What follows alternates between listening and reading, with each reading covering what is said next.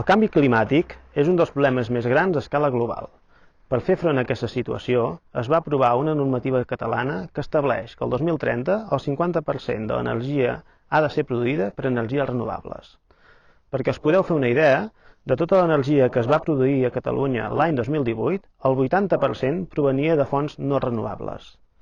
Des de Junts per Catalunya Torelló volem ajudar a revertir aquesta situació i aconseguir els objectius fixats. I és per això que hem presentat, al ple del mes d'octubre, un projecte per incentivar la instal·lació de plaques fotovoltaiques als habitatges de Torelló.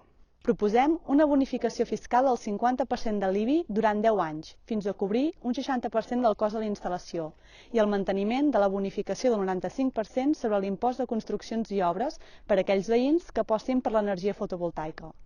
La nostra voluntat sempre ha estat poder treballar aquest projecte conjuntament amb tots els grups municipals, i ara en tindrem l'oportunitat gràcies a la creació d'una comissió.